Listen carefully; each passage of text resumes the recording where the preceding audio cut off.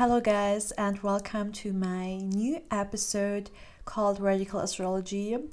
And as you might have noticed, this episode is going to be without video material. Instead, I'm going to put just like some cute pictures during the episode.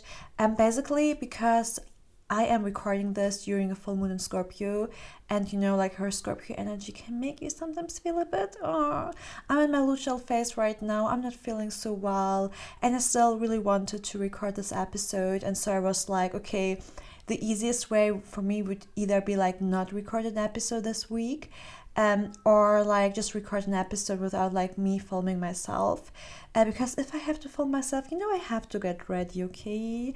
Yeah, I could show my face without any makeup, without like my hair being done, but that would not be me, okay? So I chose to kind of like just record the episode anyways, but like without showing my face. And it's okay because you can be serenaded by my voice, and I think that'll work.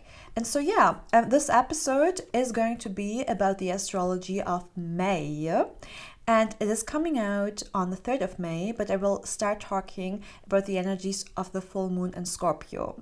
So I will just basically go throughout the month of May and let you know where energies are changing, where energies are coming in. I mean, we have talked about Uranus entering the sign of Gemini last week, and this week there are also like some changes going to be, but the biggest change was basically Uranus and Gemini. However, the 1st of May is also very intense energy, because the 1st of May is the day, or like the beginning of May, and it is starting with a very intense full moon in Scorpio. And as you are hearing this episode, the full moon has already happened, all right? So we already experienced these energies. However, I kind of like still want to talk about it again, because a full moon, or like full moon energies, they can last up in like 2 weeks approximately. So a full moon cycle actually goes 6 months, all right?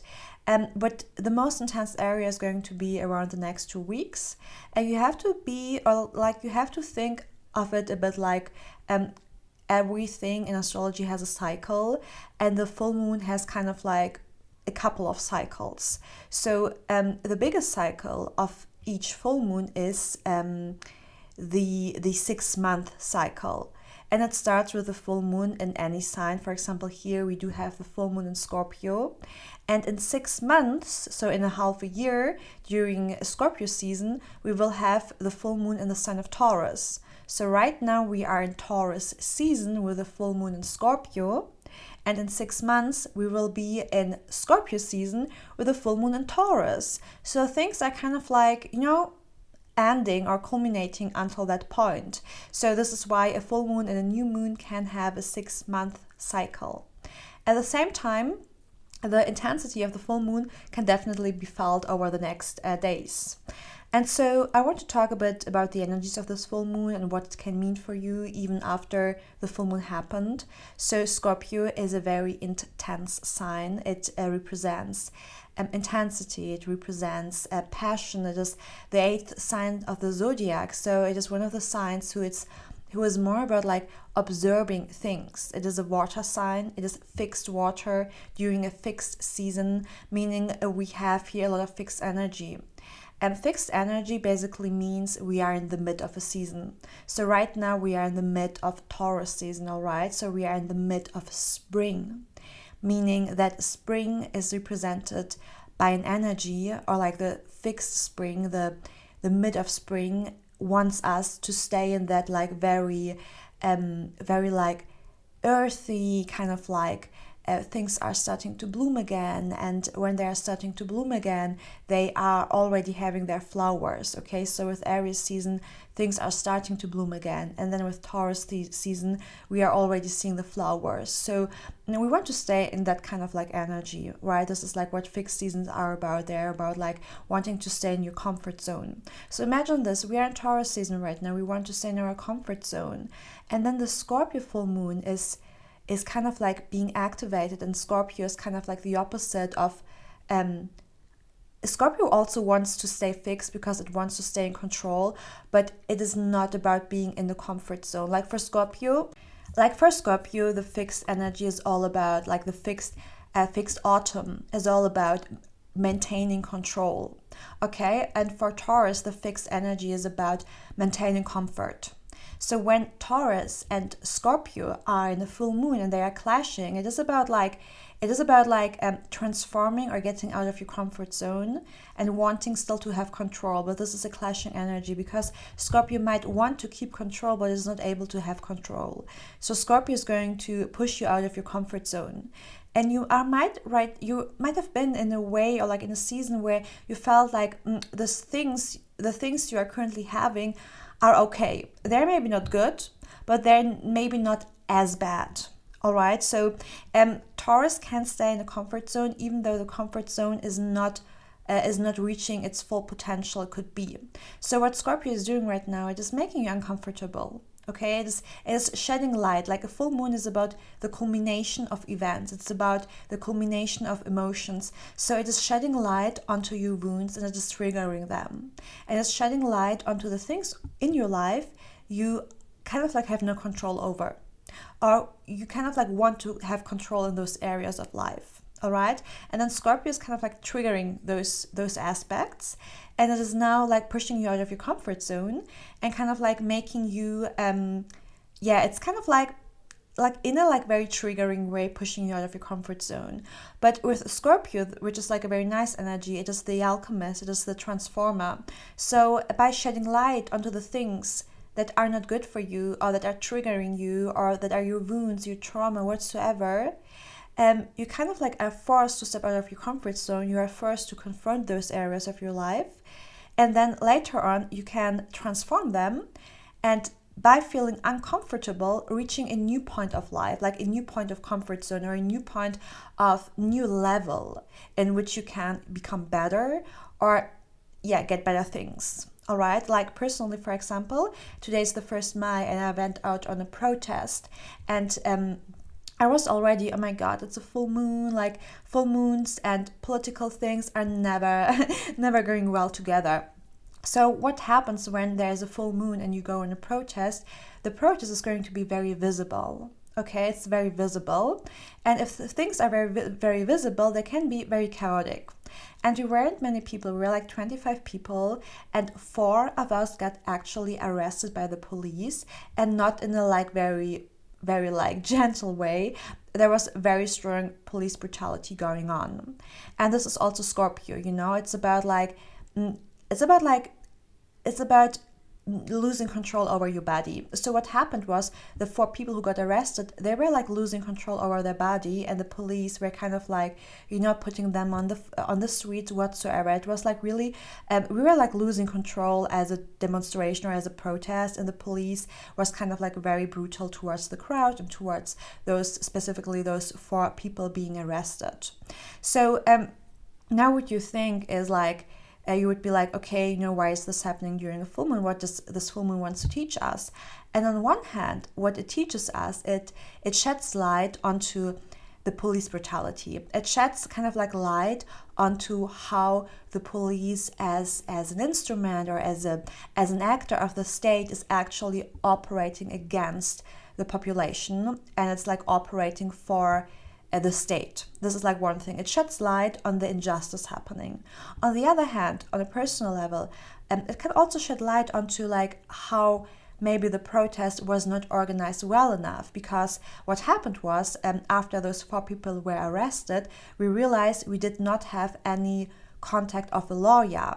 So it took us a while to find the contact of a lawyer who could maybe like help us during that time, right? So the mistakes you were not thinking about before organizing the protest were becoming visible.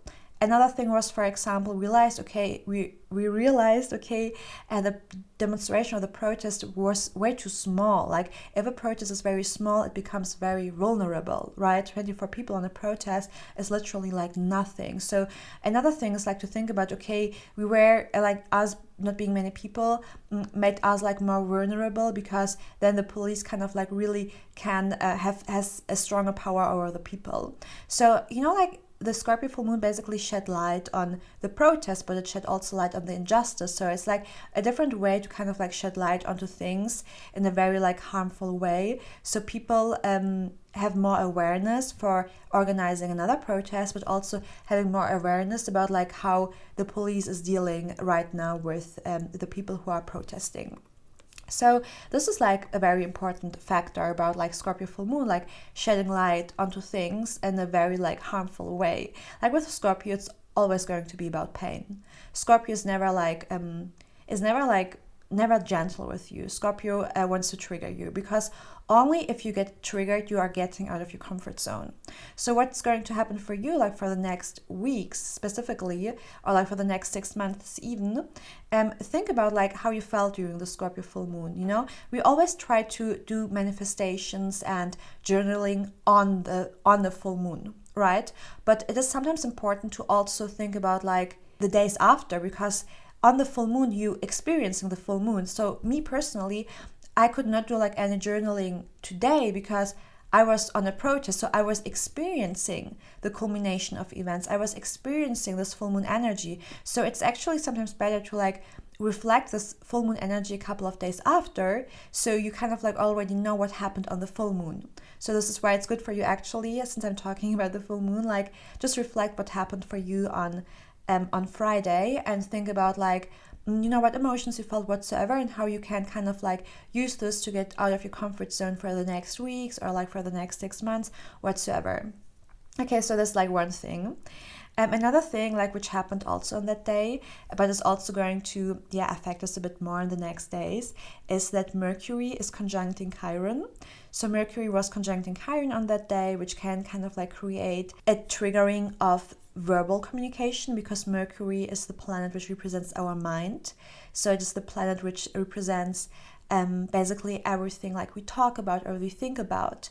And Mercury is together with Chiron in the same sign, and they're kind of like in conjunction. So conjunction represents when two planets are literally like touching each other. You know, there's like the beginning of the zodiac sign and the end of the zodiac sign, and the whole zodiac sign, like each zodiac sign has 30 degrees. And when a planet is in conjunction, it means that two planets are in the same degree or like within like 3 or 5 degrees. So Mercury right now is in conjunction with Chiron, which represents that they are like in a couple degrees, kind of like away from each other, like just like 1 degree or whatsoever.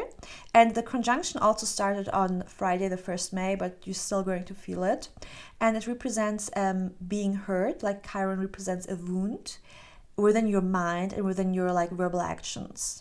And sometimes it can also be speaking out your wounds, because we have Mercury and Chiron in the sign of Aries. And Aries is not about shutting things down. Aries is not about shutting emotions down. Aries is actually about expressing things. So Mercury was basically in a very strong conjunction with Chiron, and Mercury represents the mind and Chiron the wounds. So it was about like speaking your wounds. And this sometimes can result into a verbal fight.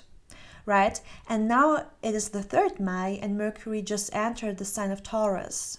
So Mercury, the planet of communication and the planet of the mind, entered the sign of Taurus, which represents slowliness. So there might have been a fight, a verbal fight, throughout the past days, and now Mercury entering the new sign of Taurus represents that your mind is becoming more steady, more slowly, and maybe the fights you are picking up, either fights against yourself or fight against with other people, they can become more mature now in a way where you don't feel so attacked anymore. You don't feel like you want to defend yourself. Maybe you just want to slow down a bit. Like actually Mercury has a very nice energy right now, because it is also in a very beautiful connection with Venus. So they are having like a nice partnership right now actually. So it's about like you being able to express your mind in the next weeks more slowly and in a way where you maybe feel more grounded.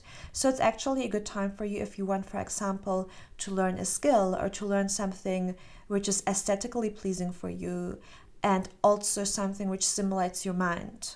So for example, something which maybe takes you a bit more time.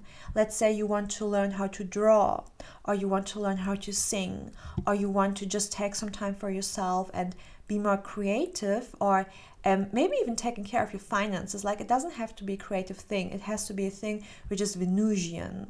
And Venusian does mean it's either going to be connected to arts or it's going to be connected to finances. So in general, just like taking space in your mind throughout the next weeks might be very beneficial for you.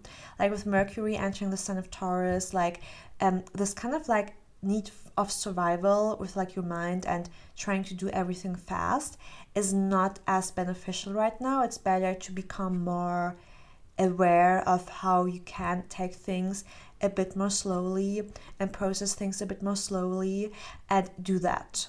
So if you have been fighting with someone throughout the past weeks, right now it's maybe better with a person or like with yourself to be more gentle and to take things more slowly, and it might be also easier for you that way. There might have been some wounds over the past weeks, like with Mercury entering the sign of Aries, but those wounds are not so triggered right now. I think the full moon in Scorpio was like the culmination of events, and now it's more about like, it's more about like being calmer again, being more chill again, meditating again, like getting some nice food, getting some nice coffee, like those kind of things. So that astrology doesn't look too bad. You might feel like things are kind of like supposed to change, but since we always will feel the aftermath of a full moon, it's not like a very abrupt change. Energies are not so fixed, they can blend with the one and each other. So just make sure that even if you feel like, okay, Mercury is in Taurus, now I'm supposed to be like that, things can still be intense, but they can be also very transformative. Specifically, I feel like in the beginning of May, like in the first week and second week, you will not feel the gentleness of Mercury in Taurus so fast, because Mercury will have a harsh energy or harsh aspect towards Pluto. And Pluto is the planet of crisis. So there might be that you still think in worst case scenarios, all right? But your actions may be a bit more stable and a bit more practical. So the worst case scenarios are still there in your head, and you maybe are still afraid to lose your comfort and lose your stability. But as we are moving towards May, things might get a bit easier for you, like feeling a bit more stable. Then another planet being activated throughout like May 4th and May 3rd is Mars. So Mars is having a very harsh aspect to Jupiter, and this energy can amplify that you want to do a lot of things at once. So this is actually interesting energy when we kind of like starting May, because the full moon in May can kind of like give you all of those intense feelings and wounds being activated.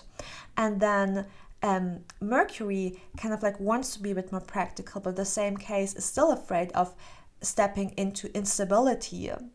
And on the other hand, your actions or Mars just wants to do a lot of things at once. So it feels like dying during the full moon and then thinking I need to change everything at once. And if I'm not changing everything at once, I'm losing my comfort or whatsoever. So Mars is forming this very harsh aspect to Jupiter, and Mars is representing our actions and the things we want to do, and Mars kind of like touching the planet of Jupiter, which means expansion. It means like we want to do many things at once. We want to kind of like just go out and just like do all of our plans at once. And I'm not saying it is a bad idea to just like keep doing. I'm just saying that maybe like your mind needs to be a bit more aligned with your action towards the first week of May, because it could be that your mind is kind of like in this worst case scenario thing, and your actions, however, just want to do things. So I'm like just saying, take a bit care, because if you're like thinking that bad things can happen, you maybe also feel limited in your actions. So it's more about like trying to train your mind into like, okay, I am allowed to take a risk. I am allowed for things not to work out. I am allowed to step out of my comfort zone and things maybe not working. However, I am taking this risk of things maybe not working out. I think this is like the way you should go through the first week of May. That things can be a bit weird, you can feel hurt, but you still should do it. this energy of like worst case scenario can be very strong at the beginning of May, like until May 5th, and then it maybe slowly get better. On May 6th, we do have another very interesting aspect. So on May 6th, we do have Venus, the planet of love and the planet of relationships, and the planet which is mostly associated with women, is making a very harsh aspect towards the asteroid Lilith. And so Lilith represents in astrology the things, or like the things society does not want us to express. It's usually one of those like asteroids or one of those energies who can represent something that we would maybe call dark feminine energy.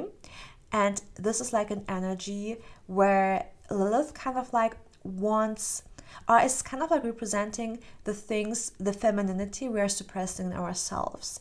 And here we should also think about femininity as something which is very like something which was imposed to us as society. So if you think about like femininity being sexuality, you know, like for example, women not being allowed to express their sexuality. So it's not about the things necessarily society defines as feminine. It's more of the things that women are actually not allowed to do in a very patriarchal society.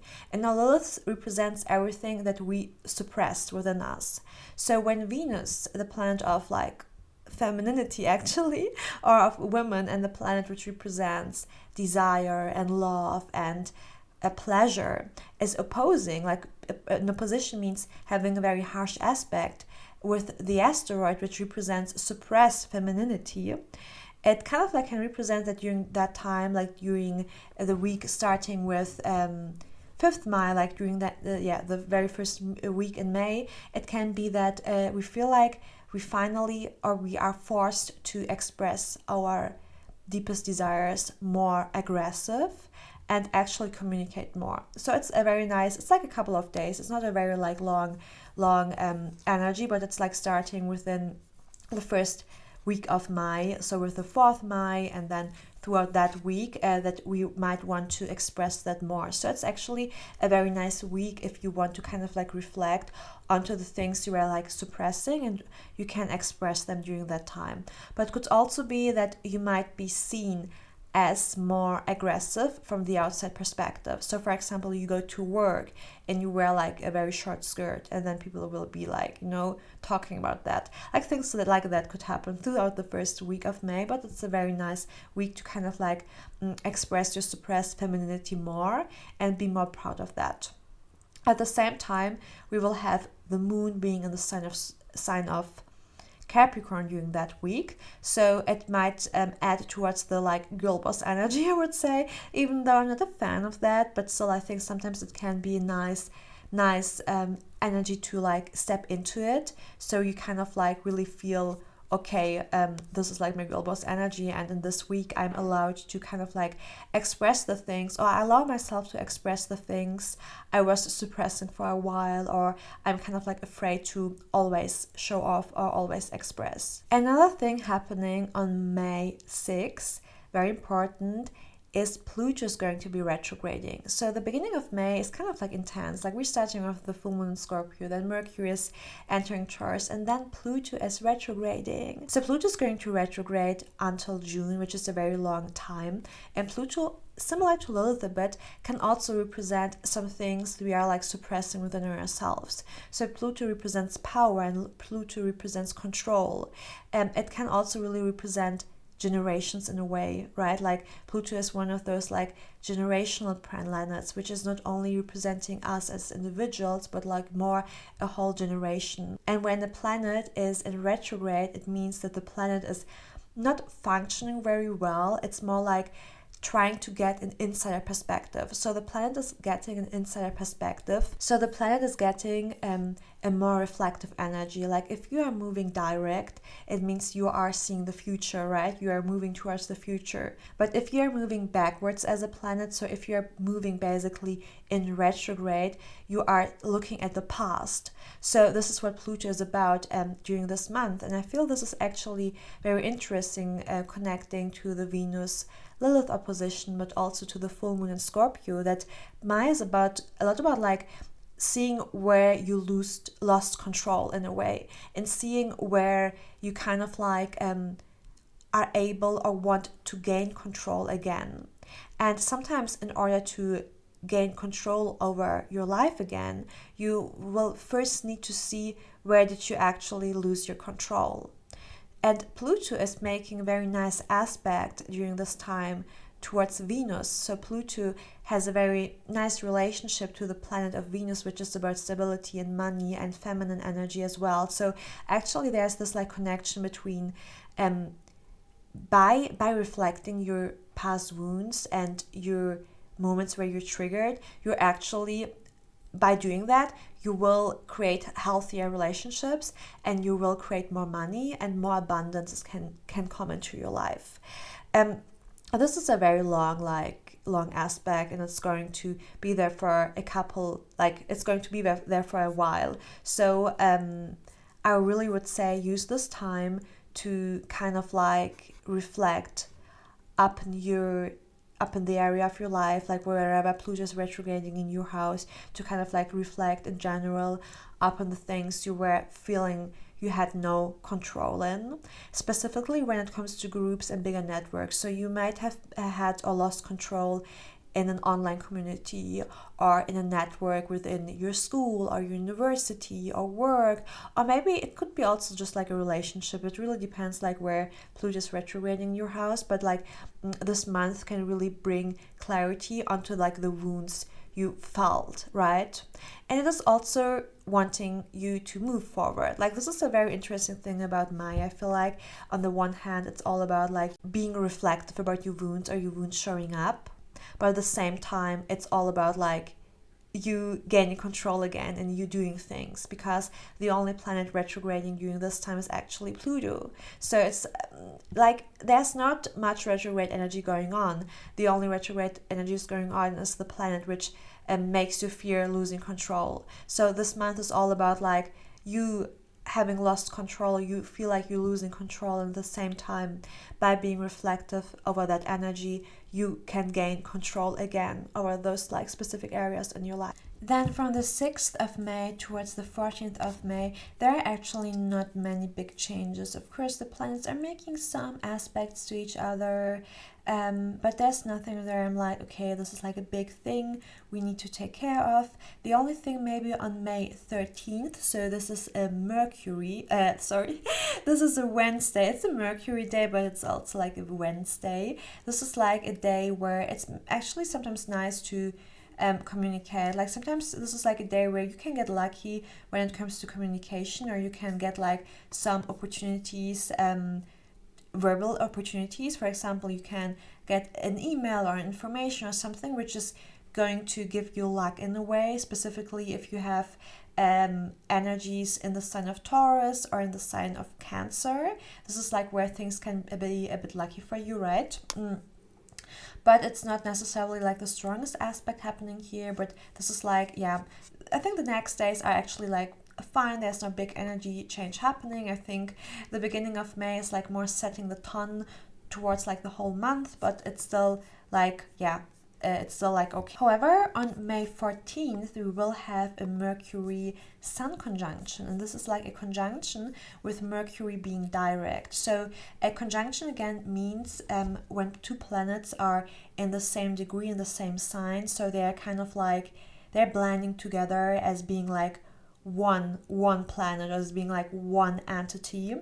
And when this conjunction happens between Mercury and the Sun, it's always like Mercury is getting some energy from the Sun. You can think of it like that, like the Sun is the light giver, right? And Mercury sitting within the energy of the Sun means Mercury is getting all of the light of the Sun, and this basically means clarity.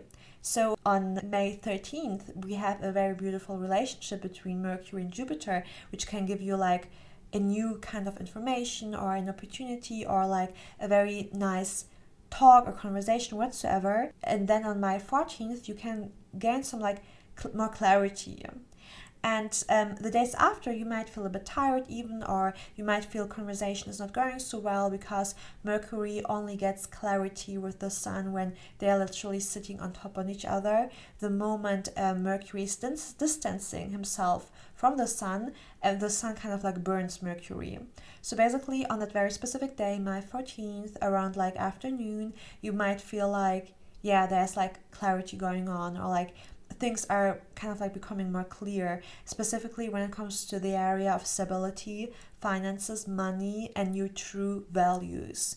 And then later on, the past days, it maybe feel like things are not as clear anymore whatsoever, but it's still like, yeah, it's like an energy where I would say like from May 13th, you might get clarity when it comes to things about like your own stability. And I feel like it makes so much sense, because in the beginning of May, as I said, it's like all about you kind of like stepping into this like new wounded energy and reflecting over things. And then throughout like mid of May, we see that things can become more stable, more clear, and you actually create stability within your mind again. And I think that's actually something, yeah, it's kind of like something very beautiful. And your mind can become more stable, I would say.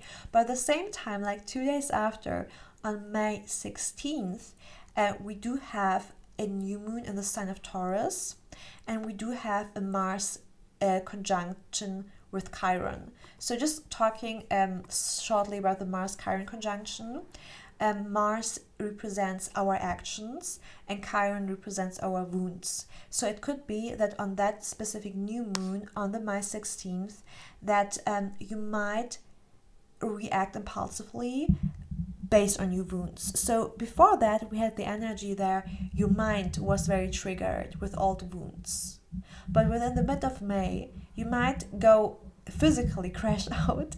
So you might go like, you might act impulsively, or you might feel like, yes, there's like some more impulsive action rather than like wounded thinking. All right. So this is like a bit of a like opposite energy compared to the beginning of May, but it's still a very similar energy, because it's speaking about the wounds. It's speaking about looking into your wounds. And at the same time, we have the new moon and Taurus. So what does this new moon mean? It's very similar to the 6 month cycle I talked to at the beginning, right? That there might be like a 6 month cycle as well with the new moon. So basically for like this Taurus new moon, just in general speaking, is about creating long-term stability again. It's about creating values and the things you need. And long-term stability means financially, but it means also emotionally, and it means also within yourself, like confidence, like the things that are material, but also the things that are non-material. So what I think about this month chart until the 16th May so far, it's about in the very beginning, we all get kind of like traumatized. We all got kind of like our wounds got highlighted in a certain way, and we might felt like losing control, or might felt like we have now to step out of our comfort zone. And then within mid of May, we have the opportunity to create new stability again. By having reflected up in the beginning of May, like up in May 1st until May 16th, like where we did lose control and where do we want to gain actually stability, we have now the realization or the clarity what actually we do want in our life. And this is why the days before we had this Mercury Sun conjunction and this like Mercury Jupiter thing, because those aspects were telling us like, hey, this is where communication might be nice, or this is where your mind goes and creates clarity. And now with this like new moon in Taurus, we are actually able to create new clarity and new stability in our life. And it doesn't mean that this day is going to make you feel stable and makes you feel peaceful whatsoever, because a new moon always means there is no energy, right? When a moon is full, there is a lot of light, you can see the moon. But when there is a new moon, you do not see the light. So it is more like setting in the seeds. So it's not about you feeling good on the new moon. It's about you knowing, or you finding clarity, or like you seeing through the like darkness and knowing what you need towards the next months to create stability again within your life. And it's about manifesting that. So actually, like what you can do on the new moon in Taurus is you can, for example, work with nature. So you can go and hug some trees, which is energetically very good for you. Like Taurus is all about like nature. So you could actually also plant something. You can plant flowers, you can plant a tree. Like I would recommend to you to do that, and maybe like put on like some manifestation spells in the seeds, and tell yourself like what kind of stability you want to create throughout the next 6 months. Maybe you want more money, maybe you want to feel more valued, maybe you want to be able to put more effort in the talent that you have. You know, Taurus can also be about like you being more aligned towards your own values. It's not all about like money with Taurus. It's about like values and having time and having a life in which you feel you can enjoy things, right? And creating this for yourself. And it could be that it might come with some impulsive actions, Mars conjunct Chiron, so be a bit careful about that. But it's still about a lot about like you maintaining the stability and then also creating something you really enjoy. And then on May 17th, the planet Mercury, which again rules over the mind and communication, is entering the sign of Gemini. Mercury feels really at home in Gemini, so this is like a very, like it's a good place for Mercury to be in. But at the same time, Mercury will conjunct the planet Uranus. So again, a conjunction means when two planets are like on top on each other. And this kind of like means the blending of energy. So the planet which rules over communication and the planet which rules over surprising is coming together, while also making a beautiful aspect to the planet of Pluto, which is about transformation. So around May 17th, I would say like around that time, energy or like your mind can be more activated in a positive way. You might feel like things are surprising you, or there might be like some things happening in a like way where you feel, okay, there are like new ideas coming in, your mind is getting refreshed. But at the same time, surprising information, surprising conversation, surprising meeting of people can be a thing. And we still have a Mars-Chiron conjunction, which still can mean you acting impulsively. So Mars, the way you act can be a bit too impulsive, but at the same time, I feel it is a bit of a healing way as well, because Mars makes some good aspects. So here, I feel like even though this Mars-Chiron conjunction can be hurtful, the positive aspects can indicate that this is not acting out of aggression, it can be acting out of healing. But still, there is the risk that you might act very impulsively and acting out of aggression. So I would still say be a bit careful like the way you act, because surprising information can lead to surprising actions. So rather like stay within your mind rather than like just acting impulsively during that time. So Mercury will stay in Gemini for a while and be also in direct motions for the whole month. Afterwards, on May 18th, the planet Mars is entering Taurus. So Mars, again, is the planet which rules over action. And in the sign of Taurus, it usually doesn't do so well. But I think still, it's like the difference. Like in the beginning of May, we had like your mind being maybe slowly and maybe being more reflective, or maybe being like very hurt. And then later on, like towards May 18th, your action, like Mars entering an earth sign, means your action might be more focused. So your mind is becoming fast and witty. And Mercury in Gemini also wants to get to know things. It is a very curious sign. So it's open to kind of like make new connections, meet new people, and stimulate their mind. Whereas like Mars in Taurus, like the way you act can be more fixed. So I would recommend to you like during like May 18th, like starting from that energy, like to kind of like analyze your mind and like trust the way you are communicating, and be fast with your mind and like get to know new things, be curious, get different kind of information, talk to different people, maybe go out to different places and like gain that information. But at the same time, your actions should be focused and should be working towards a long-term goal. So your mind can be fast, but your actions should be focused and should be fixed. Because when Mercury, like when your mind is fast, your actions might want to copy that speed, but this is not the energy to do that. The energy is about like you thinking fast, but acting slowly. You planning fast, having different ideas, but your actions shouldn't like be as fast as well, but they should be focused. It is also a time with Mars and Taurus, you should be a bit careful about like spending too much money.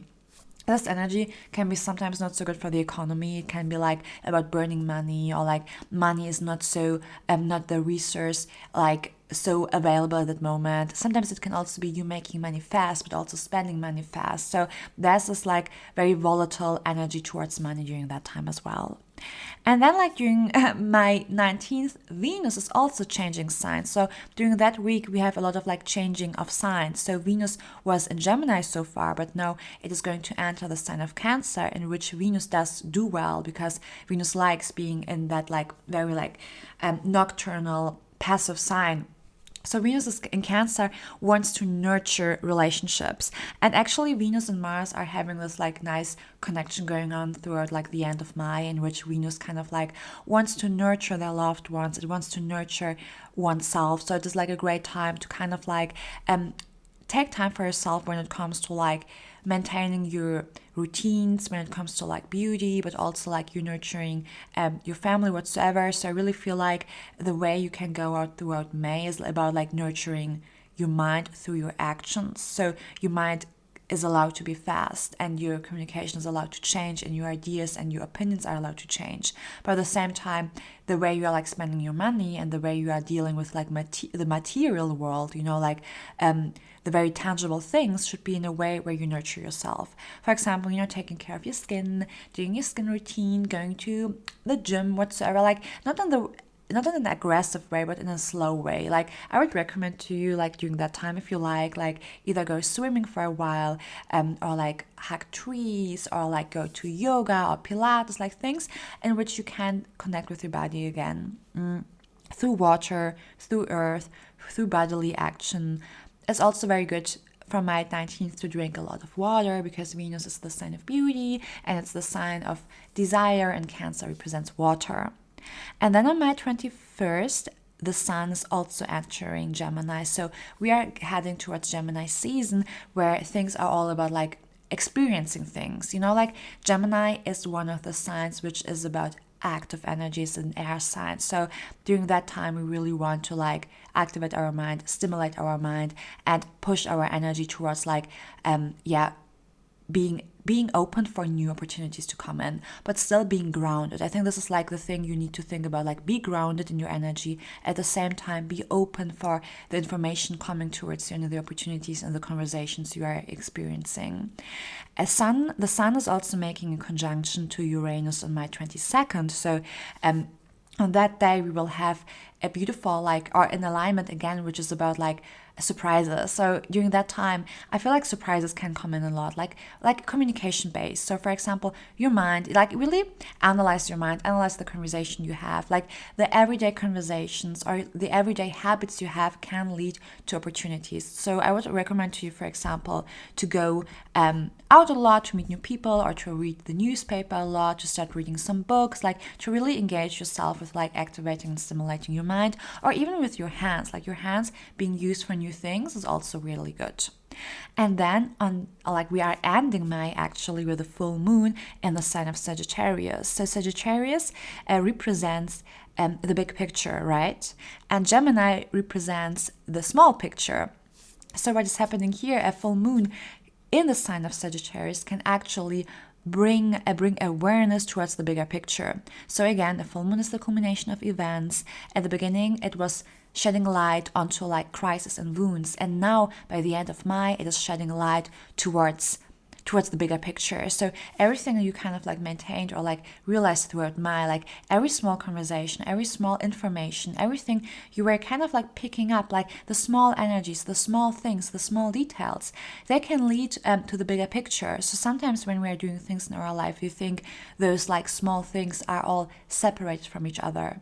But Sagittarius wants to create a union out of those things, like to bring them together, to blend them together, and to create out of that the bigger picture.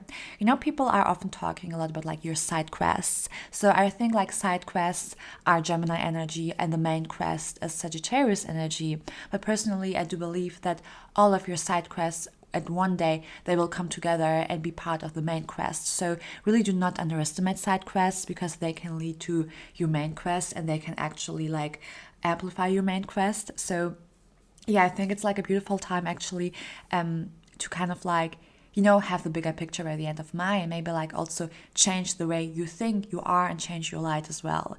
Like, of course, it really depends on your birth chart, and this is like a very general energy I'm talking about, but I kind of like decided to make this podcast like trying to fit, like this is kind of like a podcast, or like this is like kind of like an energy which is maybe connected to the general or to the collective energy, and based on your own birth chart it can then be more specific to a certain area of your life, but the energy will still be there.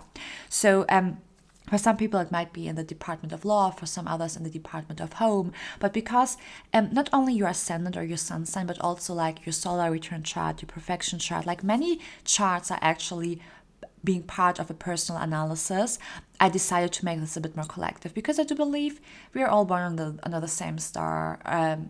We are all born under the like same sky in the end. It's, of course, it was in a different movement during our time of birth, but we are sharing the same sky. So why is collective energy not also something we are sharing? And I mean, I do believe that collective energy is a thing, because sometimes I'm around people and everyone like felt very similar during a similar period of time. So I think this can work out as well. And if you like this kind of like way, I don't know, like it's very collective, maybe you don't like it, but it was like fun for me to do it that way. I prefer doing it that way rather than talking about each ascendant. I feel like it's just so tiring to talk about each ascendant. I think it's just not my thing, to be honest, guys. I know most of you want that, but also like I personally think so many astrologers are doing that already, and they're doing a great job. So I don't know why I should do that. I don't feel like I'm contributing to anything if I do the same thing over again, specifically if I do not like it. I do recommend to you Astrology Zone if you want really to kind of like have this like specific thing for your own ascendant. What I'm doing here is kind of like trying to connect the dots of the whole month.